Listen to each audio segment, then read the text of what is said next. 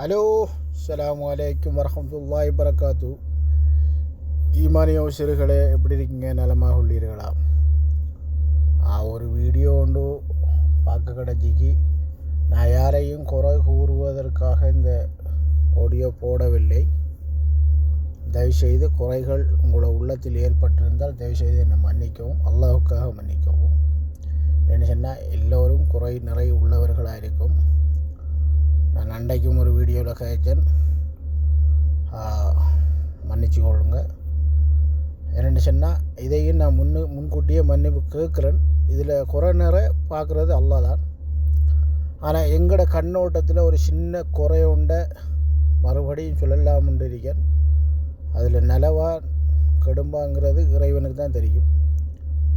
மாஷா அல்லாஹ்.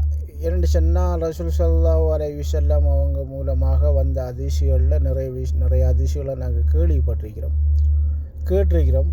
பெரியோர்கள் அறிஞர்கள் சொல்லியிருக்கிறாங்க. அதன் மூலமாக கேட்டிருக்கிறோம்.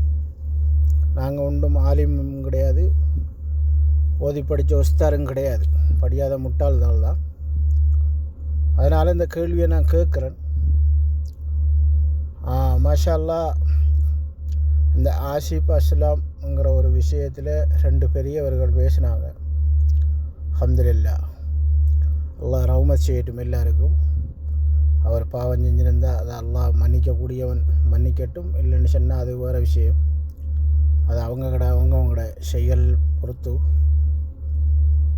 ஆனால் அவரை ஒரு விஷயம் ஒன்று பேசினார். அது எனக்கு கொஞ்சம் உறுத்தலாக இருந்துச்சு. அதனால தான் இந்த ஓடியோ போடுறேன். என்னென்னு சொன்னால் அவர் சொன்னார், எனக்கு அவரை தெரியாது, புரியாது, ஆனால் நல்ல விஷயம் செய்கிறாரு. எப்படி ஆக்கள்கிட்ட வாங்கி செய்கிறாரு, அவரும் திங்கார். பெரியவர் அஸ்ஸலாமு அலைக்கும், உங்களை எனக்கு தெரியாது, ஆனால் இருப்பாலும் நாம் களிமா சொன்ன மக்கள் இல்லையா? நீங்களும் நிறைய விஷயங்கள் கேள்விப்பட்டிருப்பீங்க.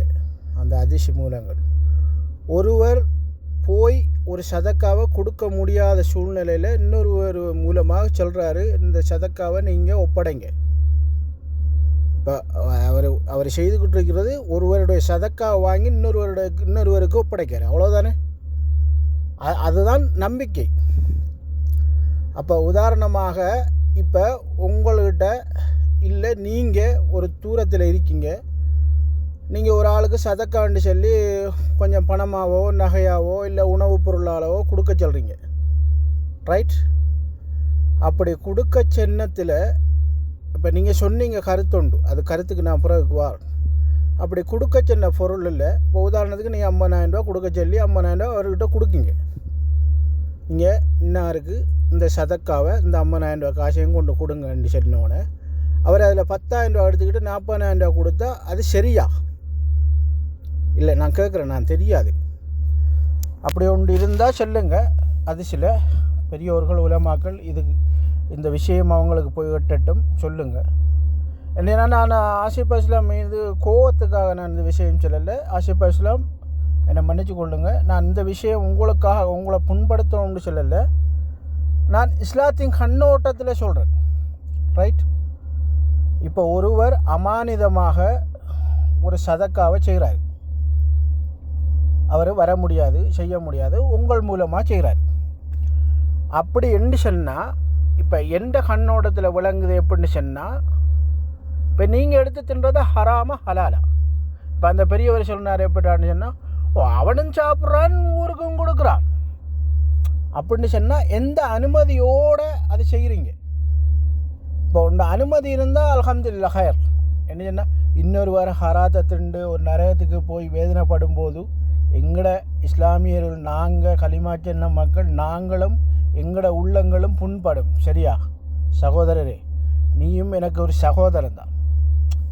நீ உயர்வாய், நீ பணக்காரனாயிருக்காய், கோடீஸ்வரனாயிருக்காய், இதெல்லாம் நவர்மேன். பணக்காரன் கோடீஸ்வரன்லாம் அல்ல பார்க்குறல, ரைட்? கபருக்குள்ளுக்குள்ளே போனால் எல்லோரும் சமந்தான். அது வரைக்கும் தான் இங்கே உயர்ந்தவன் தாழ்ந்தவன், கருப்பன் வெள்ளையன் கட்டையன் உட்டையன், இதெல்லாம் இங்கே உலகத்தில் ஆடும் வரைக்கும் தான். சரியா தங்கங்களா? இப்போ நான் சின்னதில் ஏது குறை இருந்தால் எல்லோரும் என்னை மன்னிச்சு கொள்ளுங்கள், புரிஞ்சு பாருங்கள், ரைட்? வாழ்க வளமுடன்.